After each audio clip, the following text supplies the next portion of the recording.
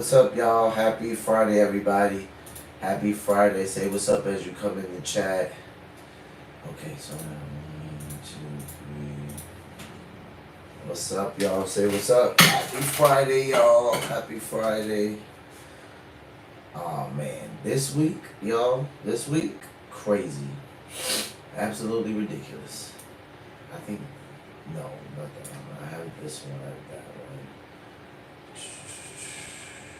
I think this by far has been one of the craziest weeks for me. Work has been nuts. I guess we could say that's traditional about work. Work can be pretty nuts for most people. Well, work has been nuts, but especially at my job because we're relocating. Not me, but like the location. Like we're moving to a new building. So that is just completely chaotic. So a lot of work has to get done. A lot of work has to get put on hold. Just crazy. Absolutely crazy at work. Last week I worked on the weekend a little bit, which I actually never work weekends, but it's all good. I put up with it because it's just a season, it's just a season. I can literally count how many times on one hand I probably worked at my job overtime and the times I've been there. It's not a lot at all.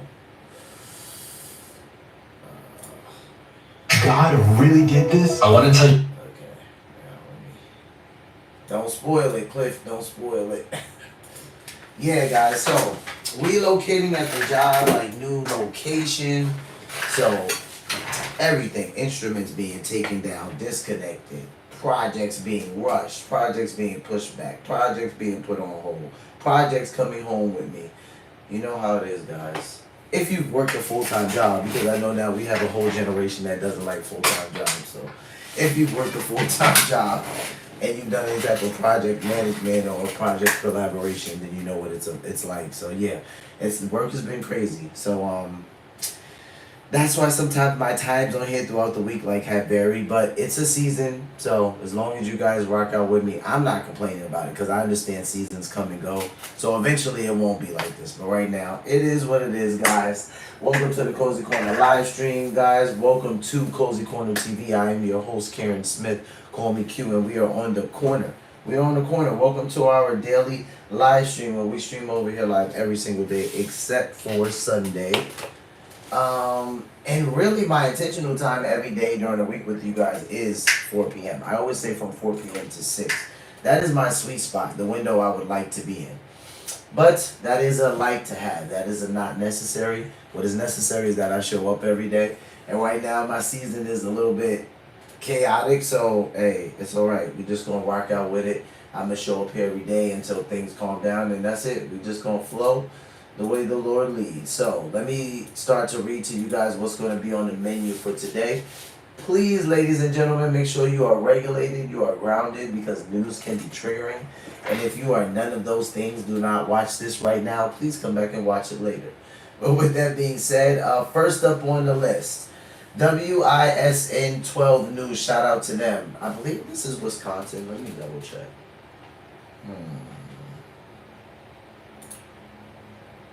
Oh, it's Milwaukee.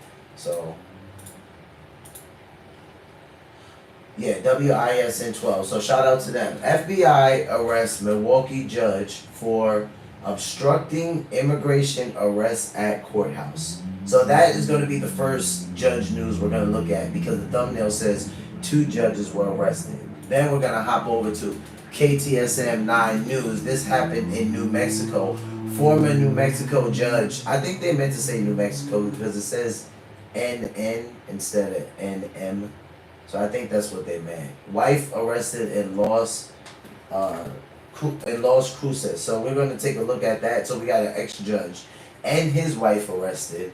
And then we have a judge out in Milwaukee arrested. And all of this is surrounded around harboring illegal aliens. It's literally like I don't know, like I was baffled because I'm like, am I reading this headline right? Like a judge? Like these are judges that are doing this, but it's literally been wild. The judge in New Mexico, authorities showed up at his house and actually arrested the gang member. The story is that he met the young gentleman when he had to have some glass installed somewhere in his house. So I guess he met him like that. They became friends of some sort. I'm not going to go out on a limb and say that the judge knew this was like a MS-13 gang member and that he had a whole bunch of guns in his house. I want to say that the judge probably wasn't made privy to everything, but that's also me trying to give the judge the benefit of the doubt. I'm not sure, so we'll look at the story.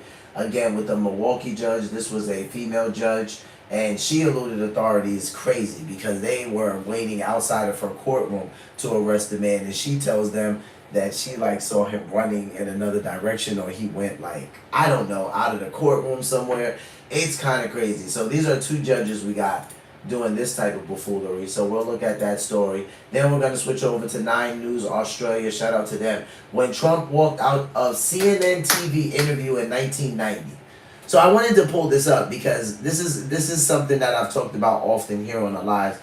How throughout the years I've watched President Trump growing up in New York City. When you're in like the public school system especially, going on field trips is a big thing in New York. You'll go like to the Statue of Liberty. You know, you would go to visit the Twin Towers when they were still there, the Empire State Building, Trump Towers. These are like normal trips for kids in New York City that go on school trips. And I followed a lot of Donald Trump living in New York City.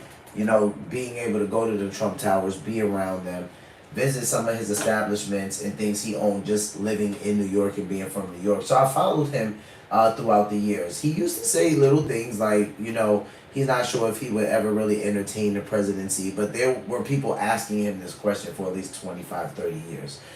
So President Trump, this is nothing new. When he gets frustrated with the press, when he goes out on a limb to tell the press that you don't report well, and I think that you're a very negative person, and you know, your reporting is not accurate. This is not something new that Donald Trump does at all. This is something he's been doing for a long time in his life. In this interview, I want to say he's 45 in this interview, but he might be a little bit older than that. But we're gonna see 45-year-old President Trump, not president at the time, but now President Trump, and how he reacts to a negative interview. And we're going to see just how he takes it and how he handles it.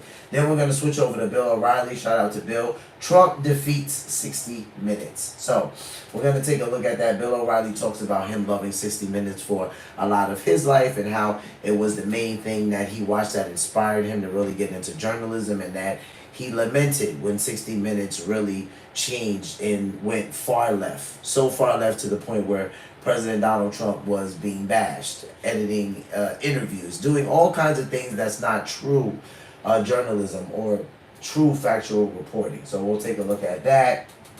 Then, second to last, we have Tech Chasm. Shout out to them. JD Vance shows us impressively why he will be the next president. So these guys were really impressed with how JD Vance handled himself and his comments when it came to his visit to India, I believe it was where he was at. Yeah, because that was I saw the thumbnail when it says my son wanted to stay in India. So apparently the Prime Minister's heart, you know, the Prime Minister stole JD Vance's son's heart and he wanted to stay in India. So he's going to make some comments about his visit there, some of the things he saw, you know, some ideas he has. So we'll take a look at that. And then we will end the live stream with a clip from Cliff Buell. Shout out to Cliff. He's a YouTube content creator who focuses on Christian content, long-standing podcast, short videos, but I love his YouTube shorts, very short, to the point, quick little lessons in there, great little nuggets in there for people who are curious about Jesus and don't know too much. And I often end the live streams almost every night with a clip from Cliff. If it's not from Cliff, it's usually from another YouTube content creator who's a Christian or focuses on Christian content. So we're going to just jump right into this, guys, because tonight we got some pretty short clips because it's Friday, you know, and I want you guys to go ahead and start and enjoy your weekend. So I'm going to go ahead and play these clips. First up on the menu, MSIN 12 News. FBI, shout out to Cash Patel, arrests Milwaukee judge for obstructing immigration arrest at courthouse. And my chair is crazy. All right, let's jump in. First, we have breaking news as we come on the air at 11. A Milwaukee County judge just arrested by the FBI. 12 News' Hannah Hilliard is live at the federal courthouse in Milwaukee. And Hannah, the FBI director says Judge Hannah Dugan obstructed ICE officers. Oh, right, Mallory, and happening right now, we actually have a group of the judge's supporters gathering outside of the federal courthouse. As we know, just within the last hour, Judge Hannah Dugan did appear in front of a judge here inside of the federal courthouse. She is facing 2 federal counts, one of concealing a person from discovery and arrest, and one of obstruction of pending proceedings of the federal government. Now, this all stems back to an incident at the Milwaukee County Courthouse a week ago. FBI Director Kash Patel saying Judge Hannah Dugan misdirected ICE agents when they were there to make an arrest. According to a law enforcement source, ICE agents were waiting outside her courtroom last Friday for a man making a court appearance, but Dugan allegedly shielded that man to avoid ICE detention. Director Patel confirming the arrest in a now deleted post on X this morning. He says, quote, the FBI arrested Judge Hannah Dugan out of Milwaukee, Wisconsin on charges of obstruction after evidence of Judge Dugan obstructing an immigration arrest operation last week. We believe Judge Dugan intentionally misdirected federal agents away from the subject to be arrested in her courthouse. Eduardo Flores Ruiz allowing the subject, an illegal alien, to evade arrest. Hannah, the arrest happened this morning in the courthouse. Yeah, and just moments ago, the U.S. Marshals did confirm that arrest happened around 8:30 this morning, again over at the Milwaukee County Courthouse. In court, Judge Dugan's defense attorney, Craig Mastantuno, said, quote, I just want to go back and read this for you guys because I know YouTube flips it, so you might not be able to see what it says. It says Milwaukee judge arrested by FBI. Okay, so this is Judge Hannah Dugan right here. And it says federal charges, count 1, concealing a person from discovery and arrest. So that's when I said that she told, I believe it was the ICE agents or the FBI officials that she saw him run somewhere or like run out of the courtroom trying to defer them from where he was really at, which was inside her courtroom. I'm not sure if he was in the judge's quarters or where he was at, but she was hiding him somewhere. Count 2, obstruction of pending proceedings of the federal government because they were there to arrest the man. They were there to pick him up and arrest him, and she obstructed that. And it was a pending proceeding because he was being arrested. So that was one of obstruction of pending proceedings of the federal government. Now, this all stems back to an incident at the Milwaukee County Courthouse a week ago. FBI Director Kash Patel saying Judge Hannah Dugan misdirected ICE agents when they were there to make an arrest. According to a law enforcement source, ICE agents were waiting outside her courtroom last Friday for a man making a court appearance, but Dugan allegedly shielded that man to avoid ICE detention. Director Patel confirming the arrest in a now deleted post on X this morning. He says, quote, the FBI arrested Judge Hannah Dugan out of Milwaukee, Wisconsin on charges of obstruction after evidence of Judge Dugan obstructing an immigration arrest operation last week. We believe Judge Dugan intentionally misdirected. So now it says, and I mean, I know that they're reading it, but sometimes, you know, they talk in between, so it can be confusing. So let me read it to you guys. It says FBI Director Kash Patel just now. The FBI arrested Judge Hannah Dugan out of Milwaukee, Wisconsin on charges of obstruction after evidence of Judge Dugan obstructing an immigrant arrest operation last week. Out of Milwaukee, Wisconsin on charges of obstruction after evidence of Judge Dugan obstructing an immigration arrest operation last week. We believe Judge Dugan intentionally misdirected federal agents away from the subject to be arrested in her courthouse. Eduardo Flores Ruiz allowing the subject, an illegal alien, to evade arrest.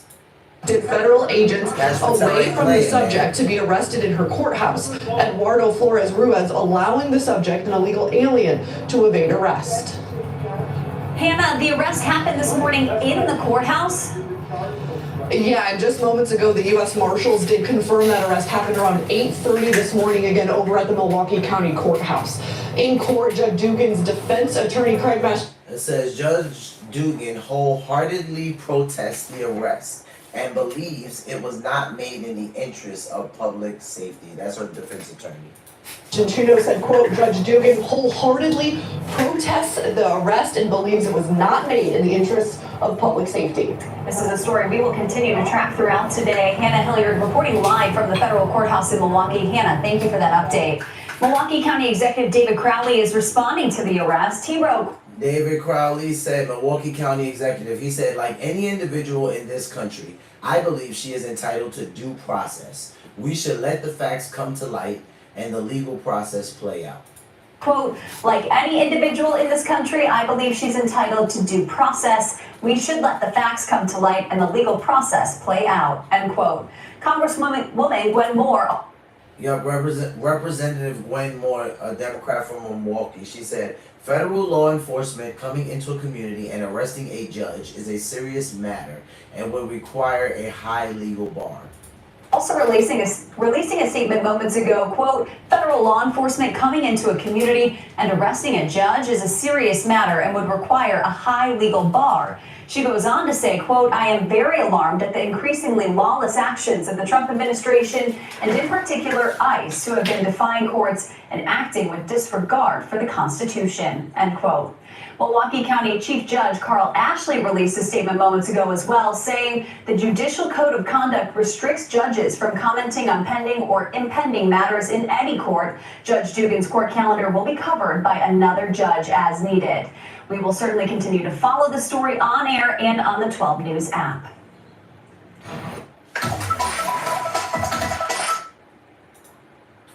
All right, so that's the first judge, Judge Hannah Dugan.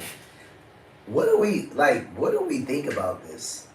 Because this is something that literally had my mind blown. I'm not gonna lie to you guys. Like, it's yes, it is the fact that this person is a judge, but I mean, should I go as far as to say that's the biggest fact? That this person is a judge? I mean, I get it. Like, people are gonna say, all right, Q, like, you can't be that judgmental because, you know, this is a person and, you know, maybe I don't know, dude. I'm good at playing devil's advocate. Like, I'm real big at being able to see the full spectrum of something. So I can look on both sides of it. I get it. Like, there could have been some last minute, heat of the moment compassion that kicked in. And I don't know, maybe they noticed these people have children or nieces, I don't know. And at the last minute, they're like, you know what, I'm going to hide this person instead of turning them over to the authorities. Nonetheless, it's still breaking the law because it's breaking the law because there's an arrest warrant. These people are coming to pick these people up because they have an arrest warrant. And you're aiding and abetting, and on top of that, you're obstructing and you're hiding. So I don't understand why this is hard for a judge. I'm not shocked by it. I guess it is a little bit off-putting, but I can appreciate Kash Patel for this because I'm curious. If it wasn't Kash Patel, who is the FBI director, would this have even happened to Judge Hannah Dugan? I doubt that it would have. If I'm honest, I doubt that it would have. We see that upon President Trump bringing Elon Musk into his cabinet as a worker for a short period of time and giving the executive order for him to start maintaining and get Doge up and running, we see that fraud, waste has been ridiculous in America. Like, at this point, no one can lie to the people. Like, we've seen the hardcore facts come out, right? Like, we know that they sent $20 million to Iraq or Afghanistan for a Sesame Street show. Like, we know this is no longer a secret. But guess what? Before Doge, I had no idea that something like that even happened. We know that they've sent $40 million to another country overseas to do transgender experiments on mice. Like, we know some of these things now, right? We know over 100 people that were actually dead have been getting payments, social security payments from the government. Like, we're literally aware of these things now. So I'm the fraud and the waste, can't deny it. Like Elon Musk or not, it's non-refutable. It's a fact. It's a fact that this fraud and this waste was found. And upon fraud and waste being found, and President Trump putting the right people in place, it seems like, and I was rooting for him. Oh man, they tried to obliterate him in his Senate hearings. I was rooting for Kash Patel, And it seems like by President Trump putting the right person in place as the FBI director, now we're seeing things where I'm telling you, the comment section appreciates it. Yes, please make more crooked judges pay. Yes, it's about time somebody holds these judges accountable. Yes, it's about time that judges don't get treated like they're above the law, because they do things too but rarely get caught. I mean, the people are in support of it. This is the hardcore facts. When I have the far leftists trying to argue with me, or I have my really passionate liberal friends trying to argue with me, and I'm like, listen, right now what you guys are standing for, it is a very unpopular opinion, meaning most of the country is siding with President Trump and whatever he wants to do and how he wants to do it. I said most, I did not say all. It is clear that not everyone. Hold on, Jack, give me a minute. I gotta send this message real quick.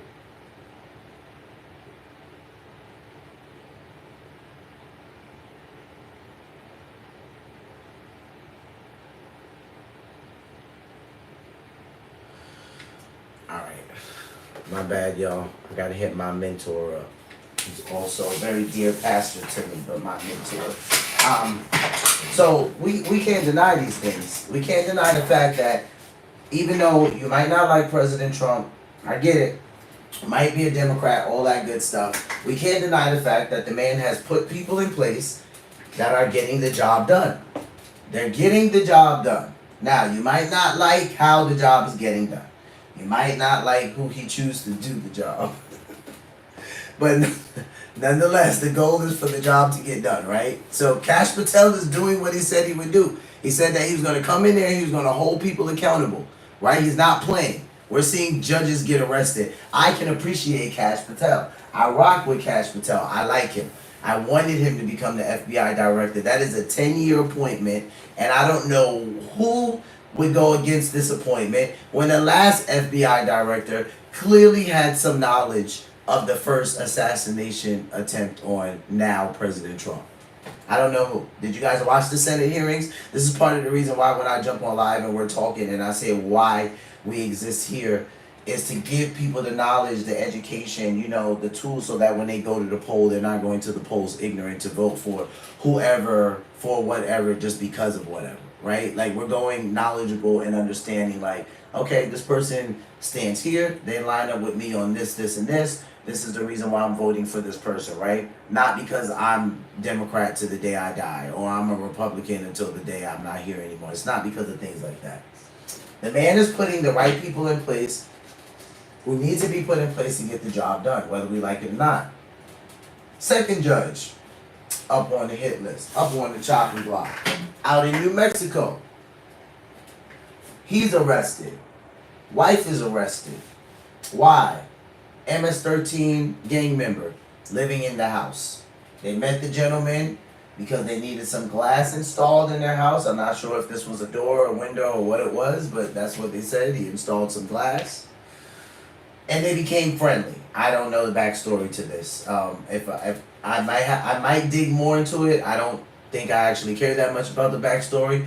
Whatever it is, because these things can happen. You can have somebody come work on your water heater, work on your roof, work on something, and next thing you know, you're offering the person a bottle of water or something to drink, and you guys hit it off because you're talking about something. And it happened with me and my HVAC guy. It happens, right? I mean, he doesn't live with me, but it happens. So he's a younger guy, so maybe because they're an older couple and they have children, they wanted to help the guy out. So he starts living not directly in their house, but on a piece of property that's within their property. So I don't know if they had like maybe some type of like in-law suite like in the back of the house that's like a separate fixture or what have you, but he was living in something like that, and he's on social media. I'm like, dude, somebody needs to tell people that come to America that aren't from America that, listen, this is not your country. So if you come here and you post the wrong thing on social media, you might get arrested. Like, somebody needs to tell these people that, because he was posting pictures on social media with guns, with him flexing, with him flossing, doing whatever have you, and that's it. He got found. They found out where he was. They took him, and now the judge doesn't only get arrested, but the wife gets arrested. I mean, that's just terrible. Now, I don't know if they're running some type of secret ring or whatever on the side, where they do this all the time, and this is just the one guy they got caught with. But I'm like, the wife is getting arrested. I don't know. I mean, I don't know what they're going to charge her with. They could just charge her with the fact that, I don't know, maybe she knew. I don't know if they knew he was a gang member. That's where I'm kind of confused about that at. But obviously, when you see some of the things he was posting on social media and some of the things he was throwing up, it seemed that he is gang affiliated. So let's take a listen. We continue to follow today's top story out of New Mexico. U.S. Immigration and Customs Enforcement have arrested a former judge and his wife. This after federal law enforcement learned that their tenant, an alleged Tren de Aragua gang member, was arrested at his home. Thank you for choosing KTSM 9 News at 10. I'm Andy Morgan. Monica has the night off. Now we're also learning other Venezuelan nationals were arrested and are in HSI custody. An ICE spokeswoman said the former judge, Joel Cano, and his wife, Nancy Cano, was taken into custody earlier today as part of an ongoing HSI-led criminal investigation. This was at a home on North Raymond Street in Las Cruces. As KTSM reported, former Doña Ana County Magistrate Judge Joel Cano rented out his, quote, casita, or small home behind their house, to Christian Ortega Lopez. They met when his wife hired Ortega Lopez to install glass. The district attorney's office says Ortega Lopez was seen with multiple firearms in pictures that were posted on social media. You're seeing those now. The feds seized those firearms and arrested Ortega Lopez in February. Ortiz Loya allegedly admitted to entering the country illegally in 2023 and faces a charge of illegal alien in possession of a firearm. It's not known if the Canos knew of Ortega Lopez's alleged gang affiliation. And this is a look at the house where agents made the arrest. You can see agent vehicles parked all around the neighborhood. Both the former judge and his wife being charged with tampering with evidence and are expected in court tomorrow.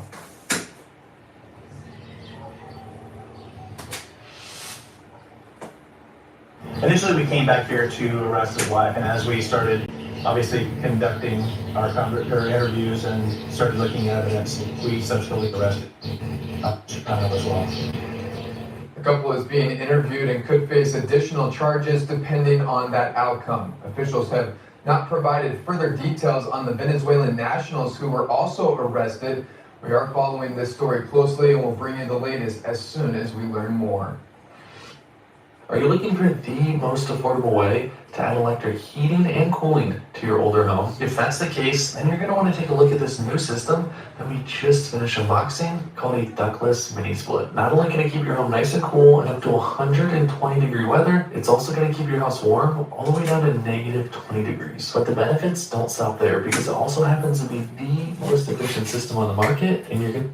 Let me run this back to this part right here. See, look at it. We can see it now. When he was throwing it right here, I'm gonna show you guys where I think where he got caught at. Because where it was interesting for me in this story was, all right, he was living with him, and he's obviously been with them for some time. So what was the red flag?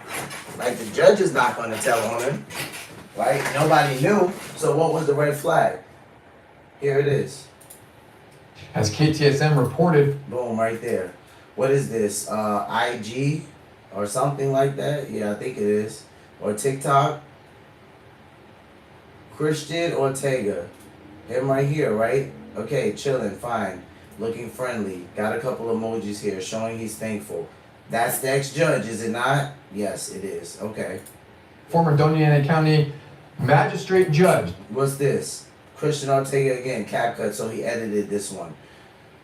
What's he throwing up right here? Okay, gang signs, right? Again, on social media, got his flag in the background. Keep going. Joel Cano rented out his, quote, casita. Right here. Again, in front of the house, and this is their house right here, because we know when they said this is the house where they picked him up in the beginning of the video, they showed the house where they made the arrest. And we know that this fixture in the front that's kind of like a carport, this truck was underneath it. It looks like a Toyota Tundra, because a Tacoma is smaller than that. I bet you it's a Tundra. But again, throwing up gang signs, right? Social media posts. casita or small home behind their house to Christian Okay, again, Ortega. now this looks like they were just going through his phone like as evidence, so they kind of found this. But again, a picture of him, what is he doing? Gang sign, throwing up a gun. Okay, every single thing that he's doing on social media is literally Lopez. outing him. They met when his wife. Okay, again, he's at a gun range. What does he got right there? It's not an AK. It's not an AK-47. I don't think it is. It might be a AR-15. Hired Ortega Lopez. And he got a smaller gun in his hand. Same thing right here. Taking pictures, gang signs.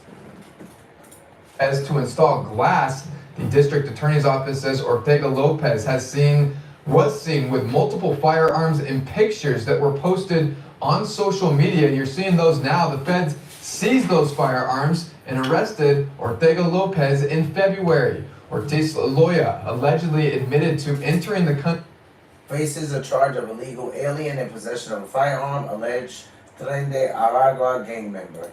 Illegally in 2023 and faces a charge of illegal alien in possession of a firearm. It's not known if the Canos knew of Ortega Lopez's alleged gang affiliation. Now this is a look at the house where agents made the arrest. See, that's you can a see picture. agent vehicles parked all around the neighborhood. Both the former judge and his wife being charged with tampering with evidence and are expected in court tomorrow.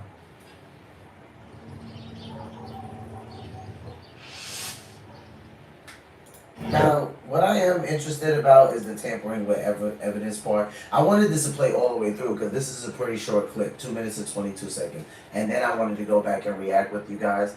The tampering with evidence part is confusing to me, but I'm guessing that because President Trump has deemed, I believe it's both, right? MS-13 gang and Tren de Aragua, they're both terrorist groups, right? So if he's done that to both of those groups, the tampering evidence part is probably coming from the fact that the president has initiated and said these are terrorist groups. If they are found in the United States, or within this country, that it needs to be reported. They need to be turned in so we can deport them back to their country because they're dangerous. So a person would be tampering with evidence if they had the evidence of a gang member living in their house and they weren't reporting it to the police. Jeez, man. We came back to arrest his wife, and as we started obviously conducting our interviews and started looking at evidence, we subsequently arrested Chicano as well. The couple is being interviewed and could face additional charges depending on that outcome. Officials have not provided further details on charges depending on that outcome. And started conducting. Initially, we came back here to arrest his wife, and as we started obviously conducting our interviews and started looking at evidence, we subsequently arrested Chicano as well. So he said initially they came back to arrest his wife, but as they started looking through evidence and doing their interviews, that we subsequently arrested Mr. Cano as well. Huh. The couple is being interviewed and could face additional charges depending on that outcome. Officials have not provided further details on the Venezuelan nationals who were also arrested. We are following this story closely and will bring you the latest as soon as we learn more. I wonder why the wife first. I don't know. Maybe she's the one who initiated the stay.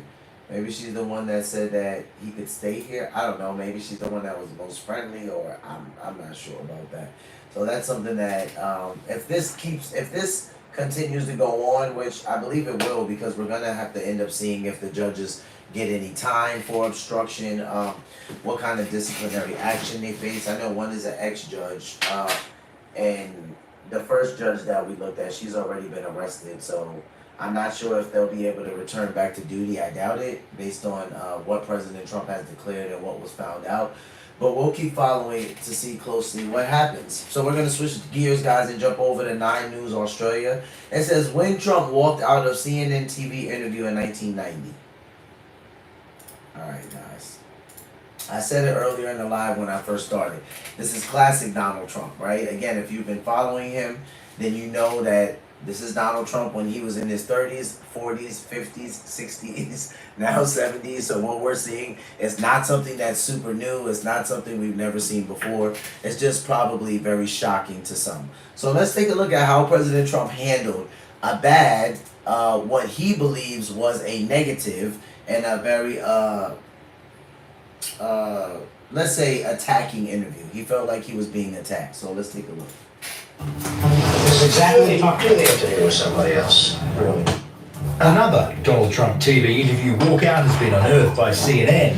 The man who would be president not happy with the line of questioning. The media is so protected, and it's ridiculous that they're so protected, but they can write virtually anything. The difference is, with me, at least they pay some price. And I think more people should have that attitude, and I think you'd find a lot more accurate reporting, including yours.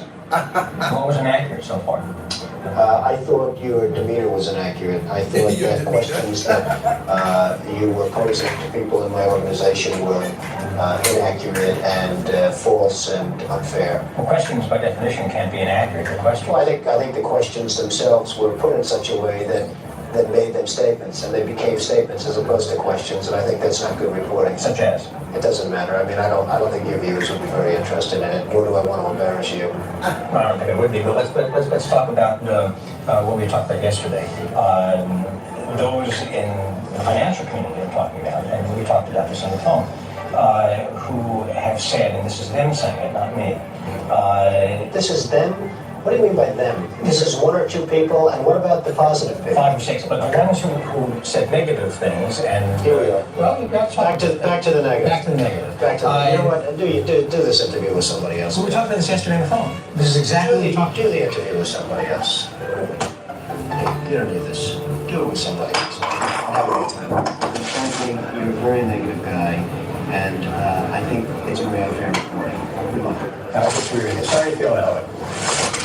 That was 1990. Reporter Charles Feldman had... It's funny because right here, when the guy, what's his name, Charles Feldman, let me see. 90. Reporter Charles Feldman had just... Charles Feldman, I thought so. So it's hilarious because, I'm going to go back to this part. When he's asking questions, right, President Trump is saying to him, he's saying, you know, you're being very negative, you know, and the guy's just kind of pushing back on him. And he's like, you know, yeah, we talked about this, but, you know, I want to go over some of the things, you know, that were said, some of the negative things. And President Trump says the negative. Here we go again. He's like, where's the positive stuff at? And the guy kind of just brushes right over it and mentions the negative again. And that really is the thing that ticks him off. You know, that's what makes him take the microphone off. And he's just like, you know, you can do this interview with someone else. This is classic Donald Trump right here. The ones who said negative things and... Here we are. Well, that's back to the negative. Back to the negative. Back to you know what? Do this interview with somebody else. So we talked about this yesterday on the phone. This is exactly do the interview with somebody else. You don't need this. Do it with somebody else. Have a good time. Frankly, you're a very negative guy, and I think it's a very unfair reporting. Good luck. That's what's weird. Sorry to feel that way. That was 1990. Reporter Charles Feldman had just asked Mr. Trump about the viability of his casinos in Atlantic City. 30 years later, and President Trump walked out of a 60 Minutes interview with Leslie Stahl.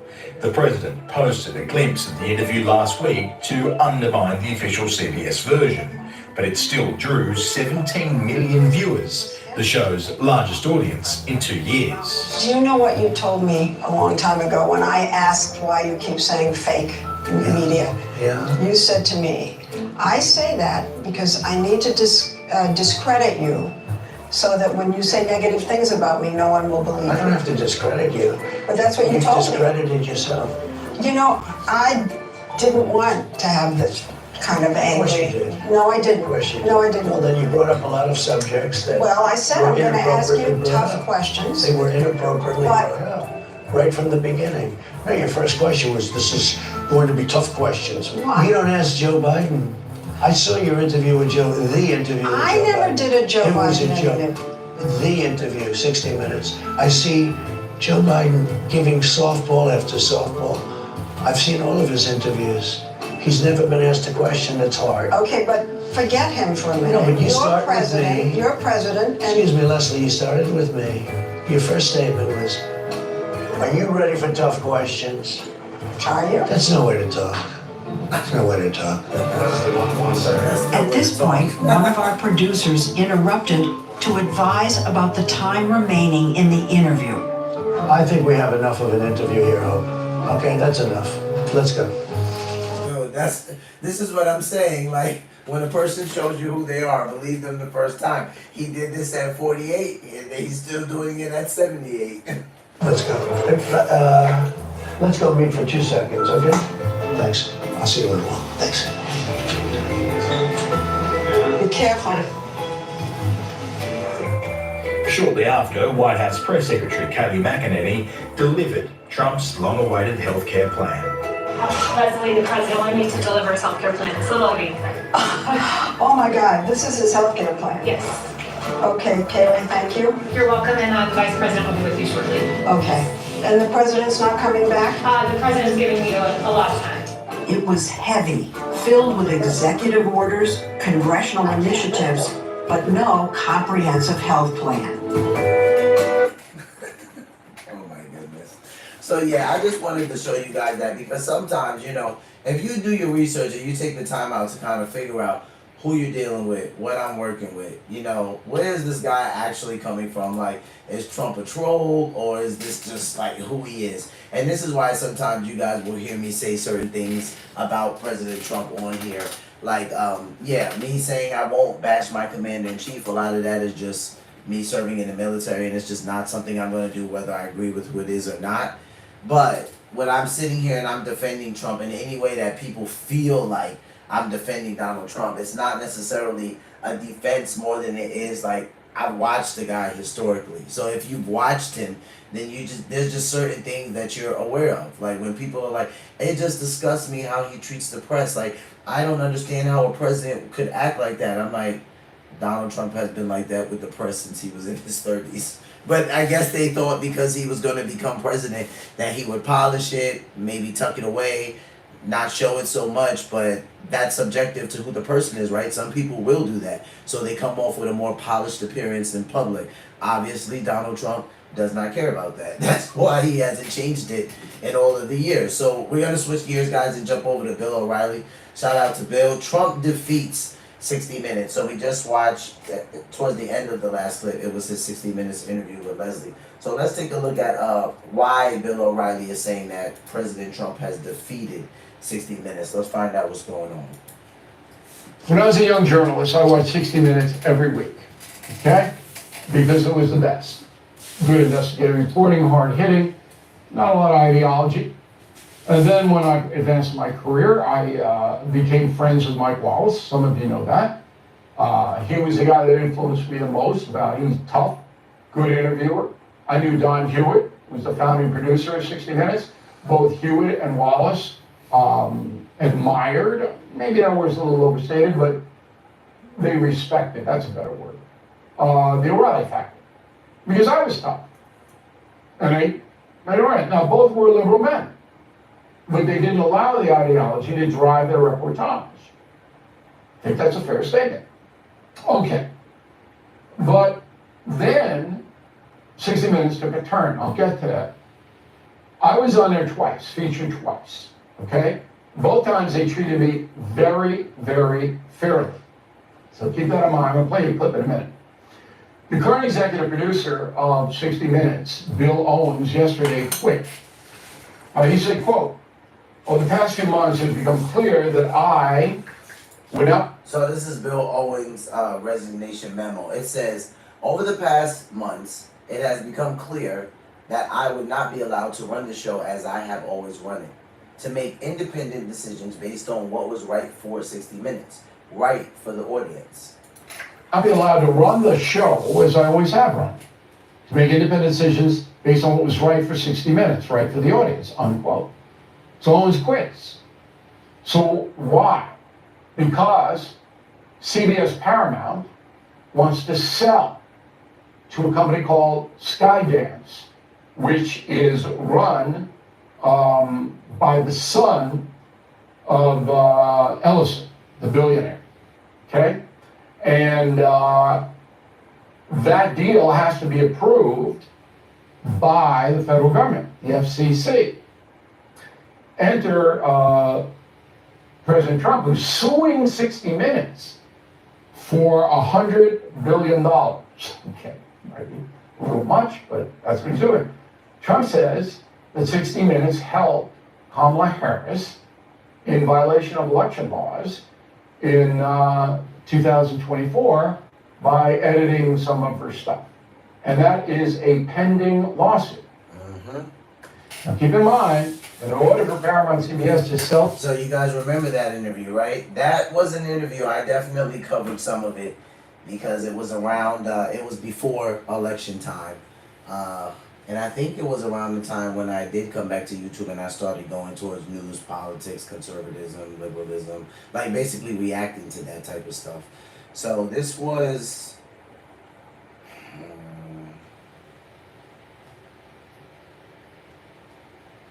yeah, this was a little bit, this was early on. I want to say she probably did this. Man, I can figure out when she did this interview because I don't want to misquote it. Please.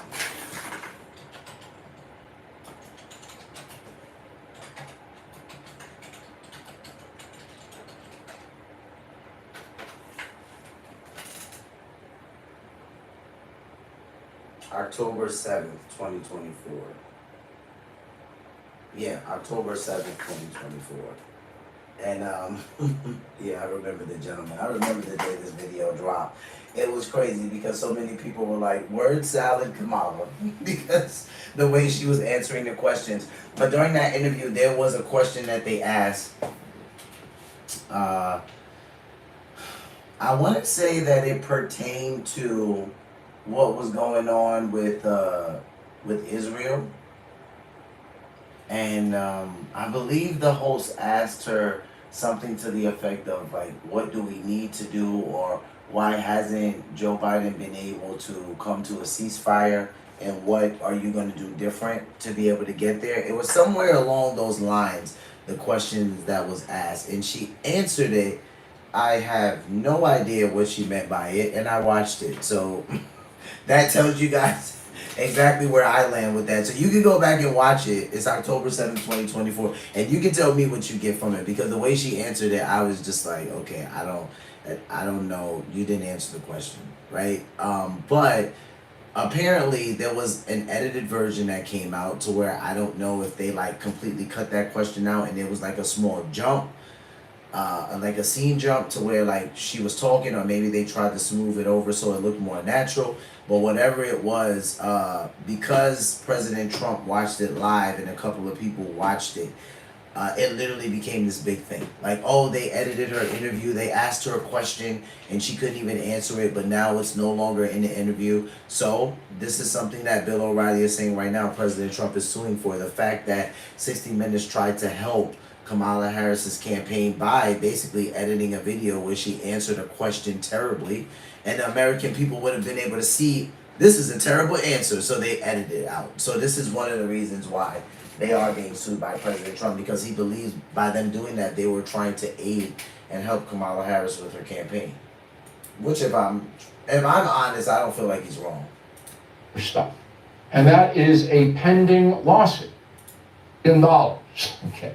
Might be a little much, $1 billion. Okay. 60 Minutes for $100 billion by the federal government, the FCC. So overzealous. Enter President Trump, who's suing 60 Minutes for $100 billion. Okay. Might be a little much, but that's what he's doing. Trump says that 60 Minutes helped Kamala Harris in violation of election laws in 2024 by editing some of her stuff. And that is a pending lawsuit. Now keep in mind that in order for Paramount CBS to sell to Skydance, all right, they got to get FCC approval. And if Trump says to Brendan Carr, the head of the FCC, that's a no-no. Hey, you're not approving it, he's not approving a deal. I'm talking billions and billions of dollars here. So, the people who own CBS, Paramount, are watching 60 Minutes saying, you're not going to hammer Trump because 60 Minutes has hammered him. Yep. Now, on the Hannity radio program today, I gave Sean a little history. This all began when Leslie Stahl interviewed Donald Trump and refused to acknowledge that the Clinton campaign was behind the phony Russia collusion story. Remember that? And Trump went nuts. And Stahl kept going, there's no evidence, there's no evidence. Yeah, there was plenty of evidence. And then the anti-Trump stuff on 60 Minutes got worse and worse and worse and worse. So, Owens is out. Now, I thought you would be amused by this. So I was on twice. Mike Wallace hit me the first time, and it went very well. The executive producer was Jeff Fager, who was a very fair man, I think. Okay? He was very fair to me. Second one was 9 years later. Let me turn this light on, guys. First one was 2004 with Wallace, and then Nora O'Donnell, September 2013.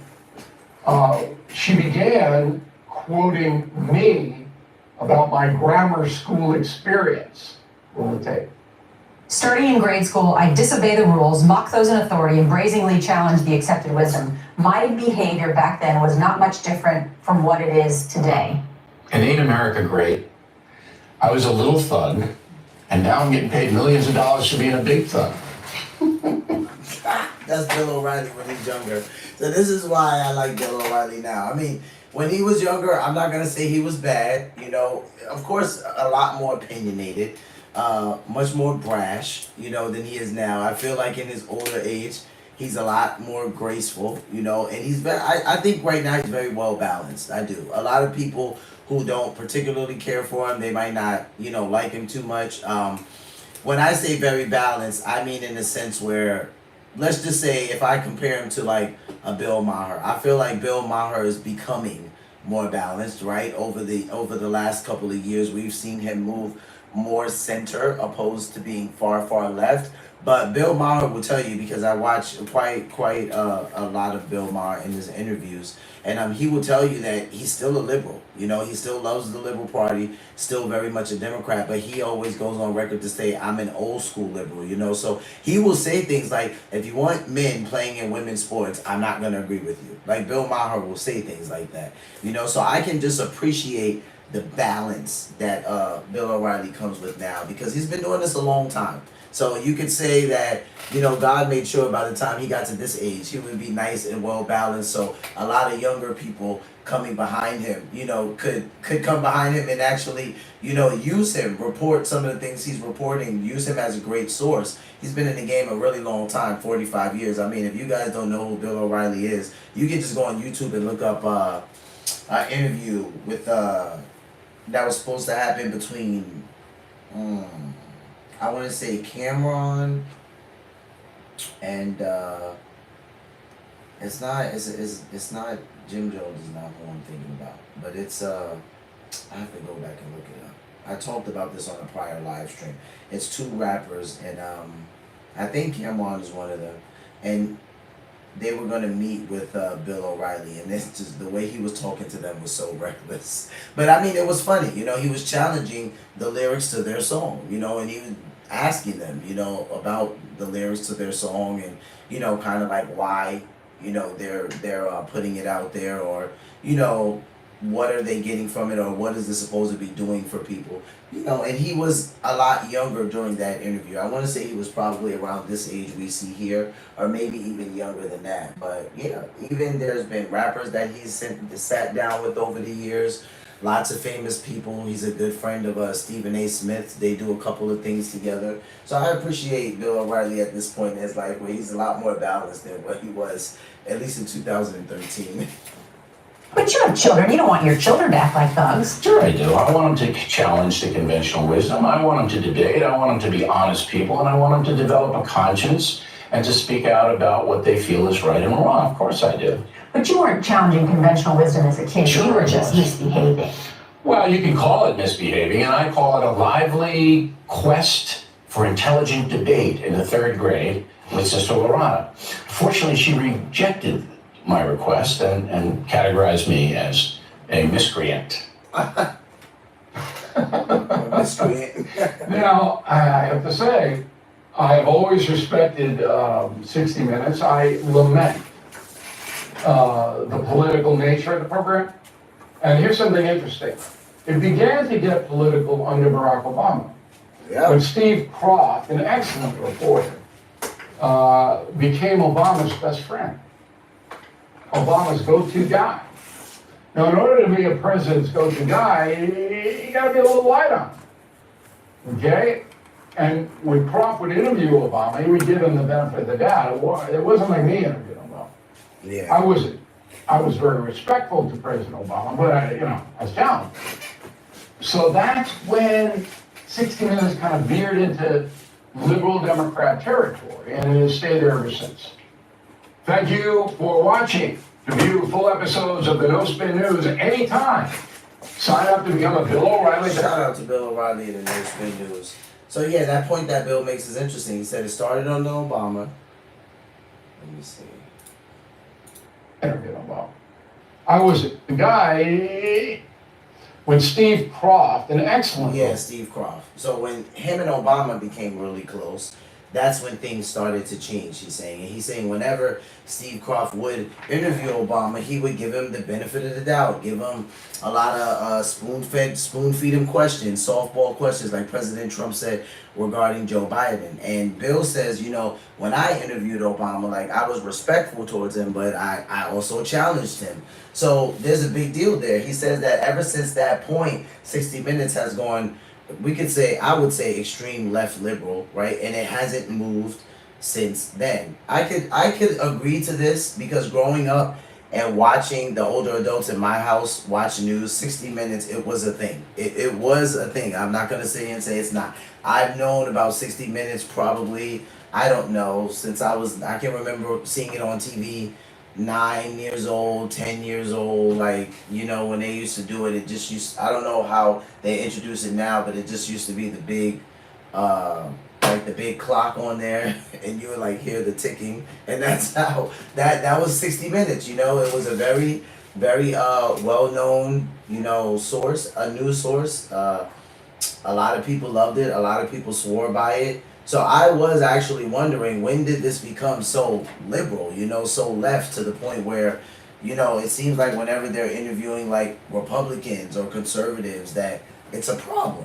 But when they're with the Democrats or the liberals, it seems to be nothing wrong. So I was happy that Bill O'Reilly dropped that gem on here so people could know. It started under Obama.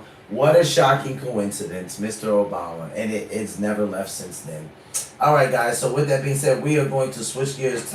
Shout out to Tech Chasm. He has 113,000 subscribers. JD Vance shows us impressively why he will be the next president.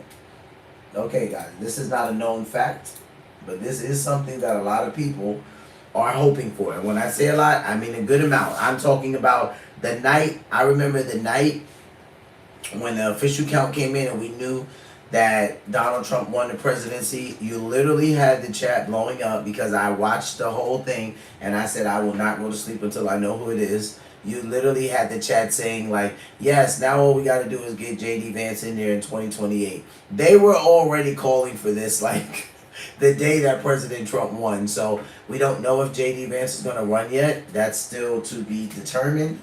I guess we will know that in probably the next year and a half or so. We'll know if he's going to be running, maybe a little bit before that. But yeah, it's right now we got Vivek running for governor of Ohio. So there were a lot of people that were saying they would love to see Vivek be his running mate. There were a lot of people who said they would love to see Tulsi Gabbard be his running mate. So we'll just have to see, what happens in 2028. But let's take a look at JD Vance. This is shortly after his trip to India. So he was just at India and he visited Prime Minister Modi, I believe it was. Let me double check and make sure I'm not saying his name wrong.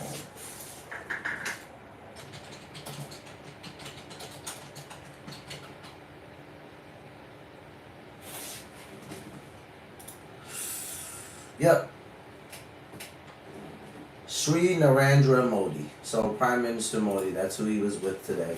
Well, not today, the last time that he went to India, which was a couple days ago. So he gave some remarks. This was covered late yesterday, so not even 24 hours ago. I believe JD made that trip. Today's Friday. I believe he made it Wednesday. But I can double check that for you guys. So let's listen to some of the comments. Hey guys, good afternoon. It's great to be here in Agra. We obviously just visited Taj Mahal with my family, one of the most beautiful historic sites in the world. It was really special to get to see it, especially with the kids, especially as completely deserted as it was. Obviously, President Trump visited last time he was in India, and it was a great honor to see it. We've had a very successful visit. I want to just, of course, issue our condolences to the people of Kashmir who were affected by this terrible terrorist attack. The president's already spoken with Prime Minister Modi. I believe I'll be speaking with him later this afternoon. And obviously, we're providing whatever assistance and help we can provide to the government, to the people of India. But this has been a wonderful visit. The people here have been so welcoming, so kind to us. We're sad to leave, but excited to get back home. The Pope obviously passed away a few days ago. Yeah. Are you planning to attend his funeral? So I'm not currently planning to attend his funeral. I'm not currently planning to not attend his funeral. We just haven't really thought that much about when his funeral is going to be and who's going to attend from our government. Let me just say a couple of words about the Holy Father. Obviously, I was able to see him very briefly the morning of Easter Sunday. I knew he was very ill. I didn't realize how sick he was. The thing that I will always remember Pope Francis for is that he was a great pastor. People on the margins, poor people, people suffering from diseases, they saw in Pope Francis an advocate, and I think a true expression of Christian love. So we're very saddened by it. Obviously, our condolences to the Catholics all over the world, but especially back home who loved and honored the Holy Father. What did it feel like knowing you were maybe one of the last officials to meet with him before you died? Yeah, I've thought a lot about that. I mean, it's pretty crazy, actually. And obviously, when I saw him, I didn't know that he had less than 24 hours still on this earth. I think it was a great blessing. But I think he saw a lot of people. I think he affected a lot of lives, and I try to just remember that I was lucky that I got to shake his hand and tell him that I pray for him every day, because I did and I do. In his final Easter message that the Archbishop read in St. Peter's Square, he talked about not stirring up contempt against the vulnerable and migrants, and the logic of fear not being something world leaders should yield to. Do you have any thoughts on that? And has his death caused you at all to reflect on the policies of the Trump administration?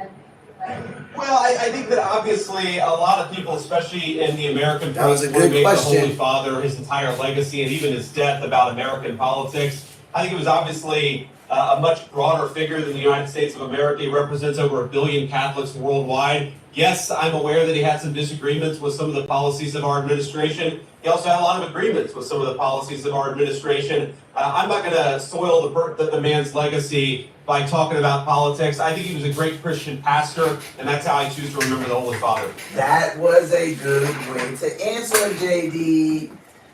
I am proud to be a millennial when JD answers questions like this. I am. I must say, I told my mentor this at work. I said, you know what?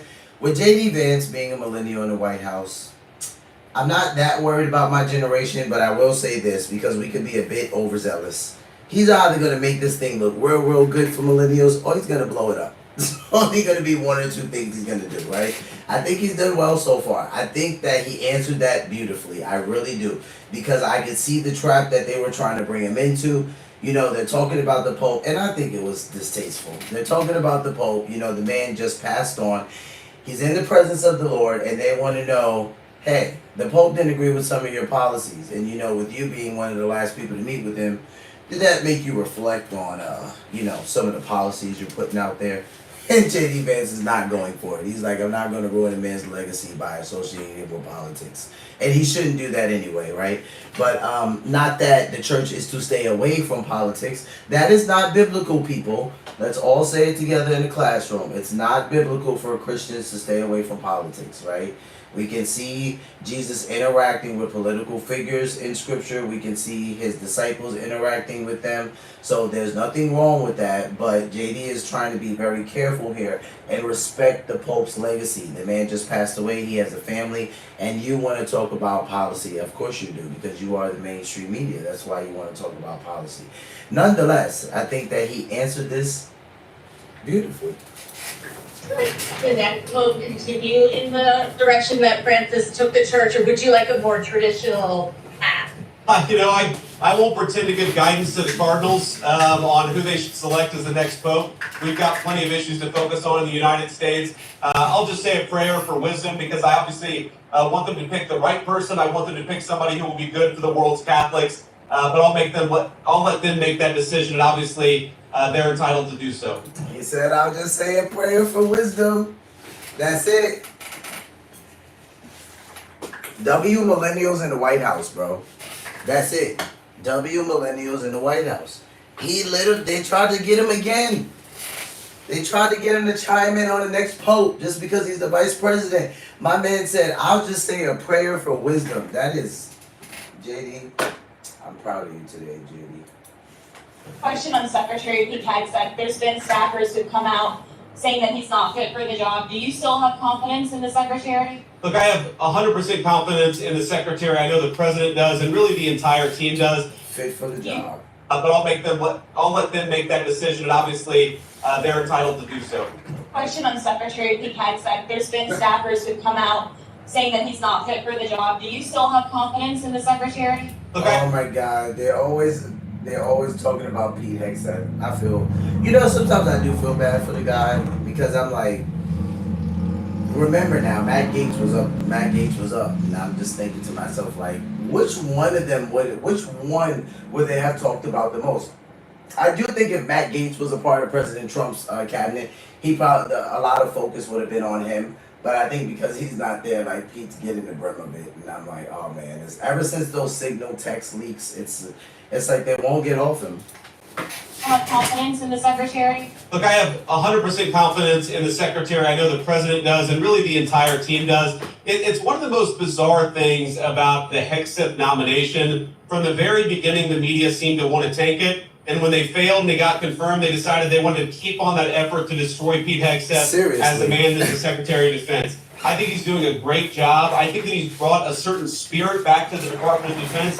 And if you look at our military recruitment numbers, that's, in my view, the best testament to his leadership of the military is that for the first time in a very long time, we don't have terrible recruitment problems in the Army, the Navy, and the Air Force. That's a great testament to his leadership. And I wish, frankly, the press talked more about that and not about anonymous sourcing from random staffers.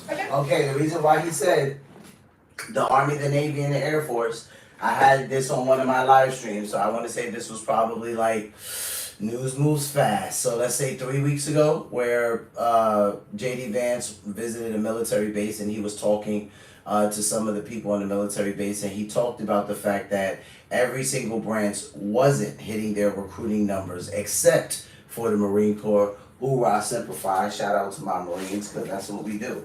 But he's literally like, everybody else wasn't hitting them. Like, no one was hitting their recruitment numbers except the Marine Corps. So, when he says that Pete Hegseth has brought a certain spirit back to the Department of Defense, I'm going to go ahead and say I'm going to have to agree with this, because as someone who served in the military, I know how important that spirit is. When you are on the battlefield with your brothers and sisters in arms, to the right and left of you, you're not worried about color, you're not worried about where they come from. It doesn't matter if one likes moonshine or one likes Kool-Aid. None of this matters. All that matters is that when bullets are flying down range, we are protecting one another and we leave nobody behind on the battlefield. That is what matters, and that's what's going to always matter to people who serve in the military. So if that spirit is I don't want to say, I'm not going to use that word, but if that spirit is tarnished, right? If the synergy is not there and that camaraderie is dying, then we have a problem if that's not amongst our military, because other countries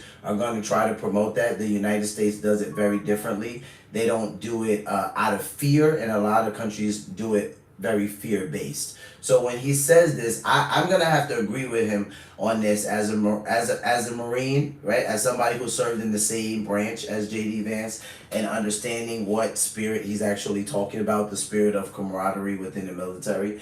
So I will go on the record to say that I agree with him on this. That's why sometimes I just feel bad for Pete Hegseth. Like, I'm like, man, I know they don't like the guy, but it's like they're not paying attention to anything that he's doing because they don't like him. Are there any updates on trade talks you can share with us on how the negotiations are going here or elsewhere? Well, look, we're talking to everybody, especially our most significant trading partners. I believe Secretary Bessent's talked a lot about what we've done with Japan. I talked with Prime Minister Modi about this, and of course, we announced that we have come to the terms of reference. So we're making progress across the board. It's a little bit too early to prejudge to say what any of these deals is going to look like. But I think the fundamental thing that the president has said is, look, global trade has become fundamentally imbalanced. The American taxpayer and the American nation has become the piggy bank for the entire world. We absorb the world's producer surplus, but that's bad for American workers. It's bad for American exporters. See, and the way he even started off was good. Like, let me go back to that because this is the stuff that's important for people to pay attention to what their vice president is talking about. Because a lot of the times people are like, that all of the attention is on the president. But it's like, because Donald Trump only can serve one more term, right? He can't serve a third term. We need to be paying attention to the next people that might or could come after him. So he's answering these questions really well. And I wanted to pick somebody who will be good for the world's Catholics, but I'll let them make that decision and obviously make it. And when they failed and they got confirmed, they decided they wanted to keep on that effort to destroy Pete Hegseth as a man as the Secretary of Defense. I think he's doing a great job. I think that he's brought a certain spirit back to the Department of Defense. And if you look at our military recruitment numbers, that's, in my view, the best testament to his leadership of the military is that for the first time in a very long time, we don't have terrible recruitment problems in the Army, the Navy, and the Air Force. That's a great testament to his leadership. And I wish, frankly, the press talked more about that and not about anonymous sourcing from random staffers. Are there any updates on trade talks you can share with us on how the negotiations are going here or elsewhere? Well, look, we're talking to everybody, especially our most significant trading partners. I believe Secretary Bessent's talked a lot about what we've done with Japan. See, that I like the way he answered that because she said any updates, and he says, well, we're talking to everybody. So he can't get too specific if he throws that out there. So it's smart the way he's navigating the questions. I talked with Prime Minister Modi about this, and of course we announced that we have come to the terms of reference. So we're making progress across the board. It's a little bit too early to prejudge to say what any of these deals is going to look like. But I think the fundamental thing that the president has said is, look, global trade has become fundamentally imbalanced. The American taxpayer and the American nation has become the piggy bank for the entire world. We absorb the world's producer surplus. But that's bad for American workers, it's bad for American exporters, and it's something the president ran on stopping, and I think that he's making great progress stopping it early on in this second term. Abrego Garcia's wife has been very vocal about how she doesn't think he's getting due process, and she now also fears for her safety. Do you have a message to her specifically? Well, I don't have a message to his wife. I mean, look, I just disagree with the idea that he hasn't been offered due process. He had a couple of immigration hearings. He had a valid deportation order. I think this idea that somehow that we couldn't deport an MS-13 gang member, and he was an MS-13 gang member, is preposterous. And I think there's actually a deeper issue going on, which is that you see some radical judges at the district court level who are trying to layer so much quote-unquote process on top of the immigration system that it makes it impossible to function. We have over 20 million illegal aliens in the United States of America. Are we not allowed to deport them? Because if we're not... All right, I'm not gonna lie, I don't like this answer. So this answer, I'm not... You guys know on the channel, I'm gonna be honest. Like, I'm gonna be balanced. And if they do something, meaning our president's cabinet, that I think they're doing well, I'm gonna say that on the record, whether people agree or not interested in that. But if they do something that I know, like, okay, this could have been answered well, I'm gonna go on record to say that. So here's why I'm probably gonna say this. And JD Vance is a Christian, so I'm not gonna take a shot at anything like that. But just a little more compassion would have been helpful. I would say that. I get it. Like, some people are gonna say like there's not always room for compassion. I disagree. But I could understand, depending on what mental state or how regulated somebody is, they might feel compassionate, they might not. But still, nonetheless, the first thing the reporter said was, do you have a message for his wife specifically? Okay, so he could have at least, I'm just saying, JD, like, he could have at least been like, listen, no one likes to see families torn apart. Like, he could have at least started like that. But, they are asking him questions.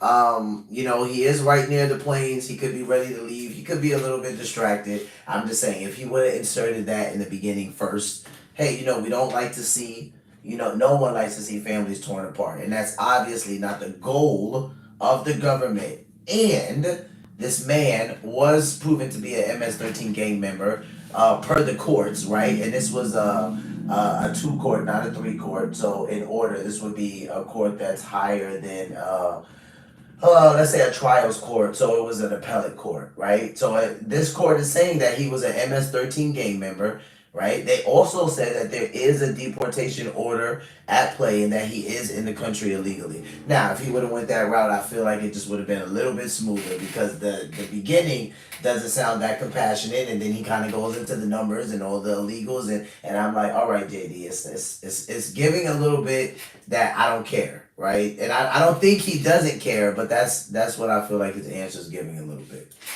Not allowed to deport them, then what these district courts are saying is fundamentally they reject the will of the American people as it was expressed in November of 2024. We just reject that. I believe the American people elected President Trump to do many jobs, but perhaps the most important job was to bring down the number of illegal immigration in this country. That's what he's trying to do. We're going to keep on doing it. Talk about the trip just broadly. Obviously, it was very personal for you. You're Catholic, your wife is Hindu. Is that something that you have thought about over the past couple of days, just Americans and frankly the world learning more about you and your family? It's really been an amazing and a special trip. And, I say this all the time, but I'm very grateful to the American people for giving me this job. And I don't know that I felt more grateful than in the last week.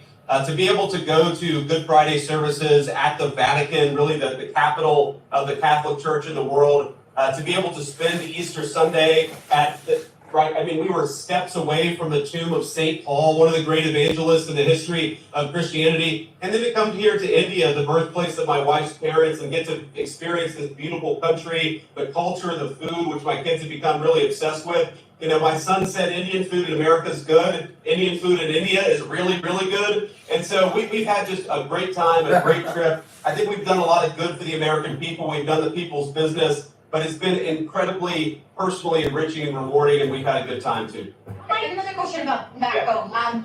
As the federal government is determining pulling funding from some of these universities that they think are not deserving of that federal funding, do you think that there's any safeguard that should be in place to make sure the government doesn't get in the business of stopping intellectual freedom? Well, I think the most important safeguard to any of this is just the law. And if you look at Harvard, of course, that's been the university that's been most in the public eye. Look, Harvard, to every reasonable interpretation, I think has violated the Civil Rights Act of 1964 by engaging in explicit racial discrimination. To say nothing else of Harvard's many other sins, if you're violating the law as a university, you shouldn't receive taxpayer money. I don't know why it's more controversial than that. Thank you. Democrats are saying that Secretary Rubio's plan to reorganize the State Department is going to put the future of American foreign policy and diplomacy in jeopardy. Since you're on a foreign trip right now, what's your response to that? Well, I'm not surprised that Democrats think that Republicans are doing something in the university. You shouldn't receive taxpayer money. I don't know why it's more controversial than that. Thank you. Democrats are saying that Secretary Rubio's plan to reorganize the State Department is going to put the future of American foreign policy and diplomacy in jeopardy. Since you're on a foreign trip right now, what's your response to that?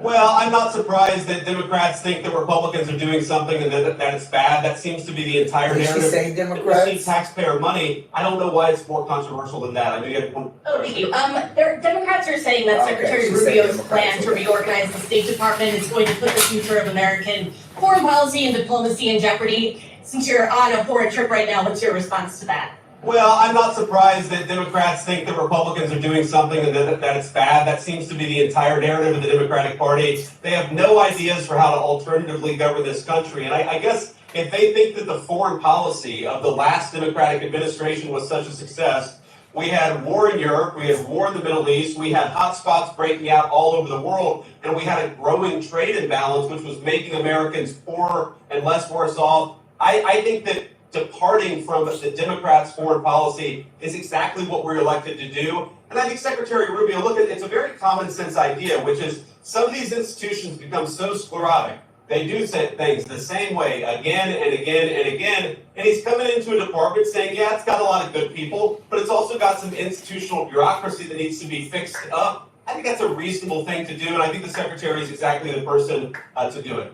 You said that you were optimistic the other day when you were meeting with Maloney about ending the brutal Ukraine-Russia war. Yeah. At this point, based on where negotiations are, what do you think is next in that process? And do you think that the U.S. should still hang on and take part in those negotiations? Well, I'm going to echo something Secretary Rubio said, which is, look, we've issued a very explicit proposal to both the Russians and the Ukrainians, and it's time for them to either say yes or for the United States to walk away from this process. We've engaged in an extraordinary amount of diplomacy, of on-the-ground work. We've really tried to understand things from the perspective of both the Ukrainians and the Russians. What do Ukrainians care the most about? What do the Russians care the most about? And I think that we've put together a very fair proposal. We're going to see if the Europeans, the Russians, and the Ukrainians are ultimately able to get this thing over the finish line. Again, I feel pretty optimistic about it. I think everybody has been negotiating in good faith, but it's now time, I think, to take, if not the final step, one of the final steps, which is at a broad level, the parties saying, we're going to stop the killing, we're going to freeze the territorial lines at some level close to where they are today, and we're going to actually put in place the kind of long-term diplomatic settlement that hopefully will lead to long-term peace. I'm going to take one more question before the kids start banging on the airplane windows. Okay. But just to clarify, so you want the current lines of war in the war in Ukraine to remain the same under your proposal? No, I didn't say that. What I said is the current lines, somewhere close to them, is where you're ultimately, I think, going to draw the new lines in the conflict. Now, of course. Yeah, what he actually says was freeze. He said freeze them where they relatively close to where they are now. That means the Ukrainians and the Russians are both going to have to give up some of the territory they currently own. Yeah. There's going to have to be some territorial swaps. So I wouldn't say the exact lines, but we want the killing to stop. And the only way to really stop the killing is for the armies to both put down their weapons, to freeze this thing, and to get on with the business of actually building a better Russia and a better Ukraine. We're certainly invested in that effort. We hope the Russians and the Ukrainians will meet us halfway. Thank you, guys. See ya. Okay. So I can appreciate Tech Chasm covering that. I can see why he says JD Vance was impressive there and why he'll be our next president. I can appreciate that. So I see where he's coming from with that. I think he did well, with answering those questions. Some people are saying things like, this is his best speech yet, like every single time he does a speech, which I'm not going to be critical of that. I remember the first couple of times, actually, I definitely remember the first time, but I wasn't in a church. I was actually somewhere else. But the first few times I got to preach, and sometimes people would come up to me and they would say, like, that was better than the last time, and then that was better than the last time. And I remember early on I would start to feel like, okay, so like, was the last time bad? But I'm not going to be too critical of it, because what that shows me is that people feel like he's improving, which is a good thing. Overall, that's a good thing. It's not a negative thing. So speaking so much of P. Hexa, before we end the live stream, because we are at the final clip, I just want to play this because Tech Chasm also covered this. And it wasn't that long ago, just about 2 hours ago. So shout out to him. Defense Secretary Hegseth has just destroyed woke at the U.S. military. All right, so shout out to you, Tech Chasm. I just subscribed to you with my, let's call it my watch channel that I do, but let's take a look. With another DOD reform, we're back with another DOD reform, and this one, it's a doozy. Now, the official subject of this memorandum is review of medical conditions disqualifying for accession into the military, meaning in the previous administration, because they couldn't get enough recruits with other lunacy, they lowered the standards and gave waivers to people who should never have been in the military in the first place. We're going to read a list in a second. So they lowered the standards and created waivers for people that had no business being in our formations. We're changing that through this guidance. Here's a little bit more on it. So applicants for military service, as we believe, must be physically and mentally able to perform their duties under the harshest of conditions without risk to themselves or others, right? Yeah. Shouldn't be able to risk themselves or others unless it's the enemy. Then this is a key thing he's saying right here. Pay attention to this part. Let me see. As we believe, must be physically and mentally able to perform their duties. Now, I'm saying that for a reason, as someone who served in the Marine Corps, right? Because there are a lot of things that can disqualify somebody physically and mentally that people who have never served in the military are unaware of. Did you know that if you are not at least 4'11", you cannot be in the military? Because you would need a height waiver. And you can get a height waiver, I believe, at 4'11", maybe 4'10 and a half. And anything under that 4'10", you're not getting in. You actually, it's like you won't be allowed to get in. If you are colorblind, that is also a problem. There are a couple of things physically and mentally, keep this in mind now, that can prevent a person from being able to perform their duties. To perform their duties under the harshest of conditions without risk to themselves or others, right? Shouldn't be able to risk themselves or others unless it's the enemy. Then you want to hurt the enemy. That's why we need clear, high, and uncompromising medical and mental standards for those who desire to serve. They should never be lowered, but they were under Biden. Get this one.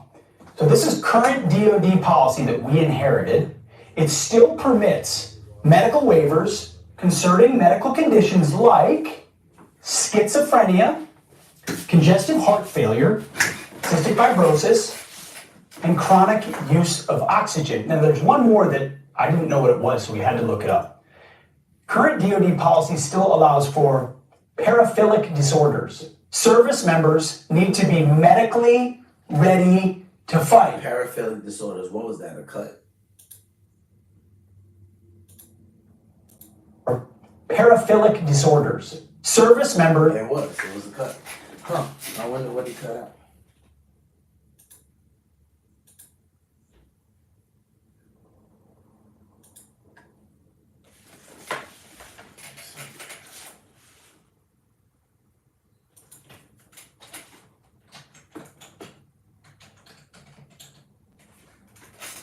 So let's see what that is, guys. Paraphilic disorders are characterized by recurrent, intense sexual urges, fantasies, or behaviors that involve non-standard sexual objects, situations, or people, and that cause distress, impairment, or harm. These disorders can involve objects, non-consenting individuals, okay, no, that's a crime, or situations that cause suffering or humiliation. The DSM-5 lists 8 main types of paraphilic disorders. I'm not reading all of them. Exhibitionistic disorder, sexual arousal from exposing one's genitals to unsuspecting others. Okay, so that's like people who have gotten arrested because they like flashed themselves in public to people. Okay. Pedophilia disorder, intense and reoccurring sexual urges or behaviors involving prepubescent children. Okay, that's disturbing. Sexual sadism disorder, sexual arousal from inflicting pain, humiliation or suffering on others. That's unfortunate. Fetishistic disorder, sexual arousal from non-living objects or specific body parts. Okay, transvestic disorder, sexual arousal from cross-dressing. Oh wow, especially when it causes distress or impairment. That's interesting. Well, transgenderism is going to fall somewhere in that. Okay guys, back to the video. Service members need to be medically ready to fight. So today I'm signing a memorandum that tasks the Undersecretary of Defense for Personnel and Readiness to reevaluate these medical standards for joining the U.S. military. High standards equal lethality. And we've already seen a huge surge under President Trump of Americans who want to join. And they want to join a military with high, clear standards. We can meet those standards. Biden couldn't, President Trump has. And that's why I'm proud to bring those standards back in line. Living with opioid addiction can be a struggle. Okay, Pete Hexen. All right, so we're gonna keep an eye on that and see how that plays out over the next couple of days. It's gonna be interesting to see those paraphilic disorders. Yeah, I'm interested to see how when they reevaluate those things, what comes out next. They might have some grounds. I mean, they already kind of have some grounds for the thing they're pushing with the transgenderism thing. And I told you guys, Not because I care anything or like I care to hate anyone in the community. I do not. I have friends, family members, people who I love very dearly. But again, when they're using very specific medical terms and phrases and things like that, especially in the military, this is going to rock. Like this is going to rock out. Trust me when I tell you. When they're talking about mental and physical preparedness and being ready and being able to go at the drop of the time, being able the drop of a dime, being able to think decisively, like no medical impairments from a mental standpoint. Like yeah, all of these things are going to be able to rock out and play a role because it. You know what happens is going to be this play on like okay, so let's say we do allow transgender members in the military. Well, what happens after so long if they don't have the hormone that they need to keep transgendering, right? And I've went on live to say this because of how I have people so close to me that experience these things. And I've talked about it to my wife as well, but mainly here on the live stream, publicly with you guys, I have said nothing is going to happen. That is why I do not think that is necessarily a reason to keep somebody out. Now, some people might say, well, if I don't give this trans woman the hormone that she needs, like, oh, she might get stressed out. Is she able to think clearly? Is she? Yeah. First, he is able to think clearly because without his hormone, all that's going to happen is that his voice is going to drop again, and that his muscles are going to get a little bit bigger again, and that his he's going to grow more hair again in places where he wasn't before. Estrogen is going to suppress that very little in like trans women, especially if they don't have their testicles removed. Like, so this is just normal biology, like things that you guys can literally look up and study and you would know these things, right? So nothing's gonna happen to them. Well, what's gonna happen to a trans man if we don't give that person their hormone long enough and they're, in Iraq on the battlefield? Nothing. She might get her period again. That's what's gonna probably happen if she has to have a hysterectomy. But I mean, like, this is normal biology stuff. So I literally said to my wife, this is not a reason to kick a person out. If a trans person does not get the hormone that they need to transition to the gender they're trying to move to, they don't die from that. Like, that's not going to kill anybody, Like, yeah, sure, your hormones being all unbalanced and going up and going down is never good. It's never good for anything. But nonetheless, these people will not die. And with that being said, some of the verbiage that Pete Hegseth is talking about and other members have spoke about, this is the reason why some of this stuff is going to in fact work. Because they're not pushing it necessarily where they're like, we don't want no transgender people in the military. We hate trans people. No, he's just going to talk about physical and mental preparedness. And I'm like, listen, that in itself is going to have a very high impact because now you're talking about people having to constantly meet with their doctors, getting their hormones level checked, making sure that they go re-up to get their estrogen or their testosterone. What happens when dysphoria kicks in even deeper and now they feel like they need a certain type of surgery so they feel like they can fit in more? Yeah, they can easily say, oh, that's not mental preparedness by any means. Like, they can easily say, nor is it physical because this man wants to be a woman and he's not. Like, they can play on this a lot. So I'm going to keep following this and I'm going to see where it goes because every time Pete hops on YouTube and he has a short video with some type of order, I'm like, oh boy, here we go. All right, guys, so here we are on the last clip of the live stream. Shout out to Cliff Buell. Today's topic is, are you headed to heaven or hell? He got healed of autism. It is a medically verified healing. So let's take a listen.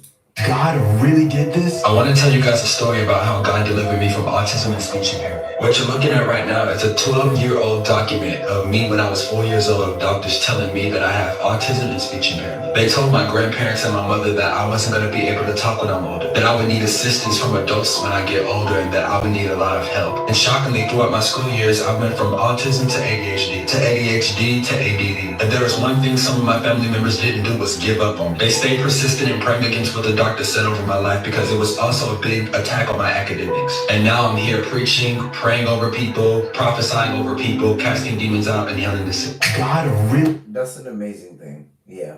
He said, a key thing there, he said, my family spent, over the years, my family, they kept praying over me pretty much. He didn't use the word per se, but going against, right? Rebuking what people were saying about me, that I would have a speech impairment and I wouldn't be able to speak and I would need assistance from adults and all of these things.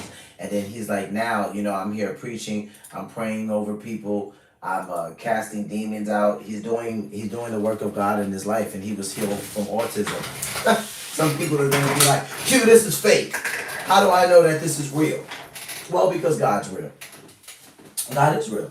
And yes, we all have experience where we might have asked God to heal someone and they weren't healed.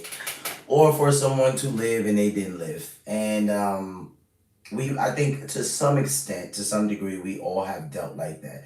We all have dealt with something like that. And it's a hard thing. You know, it brings on the season where a lot of questions come into play. Sometimes depression comes into play. Sometimes you're doubting your relationship with God or God himself. I really had to sit in a place with my mentors and let them teach me this early on, because this was something that I felt like literally could take me out if I didn't have a good understanding about it. And I was very grateful in the moment, but in hindsight, extremely grateful to know that I had people in my life that were honest, and they loved me enough to tell me that just because you are praying doesn't mean it is a yes. It also has to align with God's will. And some people hear that and they're like, they either don't understand it, so it's not a good enough answer, or they do understand it and they're still mad at God. I think both positions are okay as long as you don't stay there too long, because there is a time in the season to mourn. There is a time in the season that you can be upset, right? It's just about staying in that place. It's interesting because the first time I was told that, it kind of was like a light switch moment for me. Like a light just came on. And sometimes, and I'm not saying this to toot my own horn, because there were plenty of times in my life where I couldn't understand it. But there were so many times where someone would explain something to me about God, and it was just a eureka, a light bulb moment, you know, like kind of like, oh wow, that's all I needed, or oh, that was the missing piece. And that's all it was for me. I was just happy to get that piece of information. My wife has always said that that's something she admires about me, because a lot of people aren't like that. You know, she's like, some people, they can get information and they don't care, or it doesn't fix their problem, or they still feel really sad. And she's absolutely right. That's just how it worked for me. So when someone told me that, you know, just because you're praying doesn't mean it's going to be a yes, it has to align with the will of God. That was huge for me. And also what it did was it regulated my praying life. There were some things that I didn't pray for. Sometimes, depending on when a person was sick, I didn't pray for them to live longer, because that wasn't the case. It didn't seem like that's where the Lord was going with this.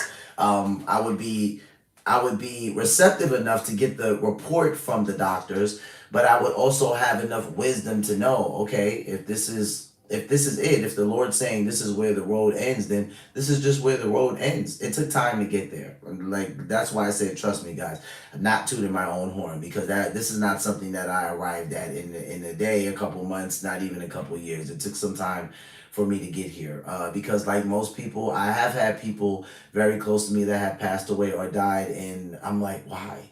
Like, why? Why did this have to happen? Why did you allow it to happen? We all have been there. But on the flip side of that, there's also moments like this where you have people around you telling you like it's not going to happen, it's impossible to happen, this is going to be your reality, and you can rebuke that in the name of Jesus. Now I'm not saying anything like all extra holy spiritual. I'm not trying to be all weird, but I'm just saying, like, because you belong to Jesus and you are part of the family of God, you can say, I received that report, and I'm still going to go pray that the Lord does a miracle working thing. You can two things can be true at one time. Shout out to Tim Ross. I love that he's taught me that, and it's literally like a mantra in my life, and it's true. And sometimes it sucks, but it's true. So I'm thankful, you know, for the teaching. All right, guys. So with that being said, it's Friday. I got a cute wife, so I'm leaving y'all. Y'all go ahead and enjoy the rest of your weekend and your Friday. I will be back on here for our daily Saturday live stream. I'm going to jump on here tomorrow at about 1400, which is 2 p.m. So I will see you guys then. What I always say, guys, be peaceful. Take care of yourselves. Take care of one another. Love yourselves and love one another. Peace.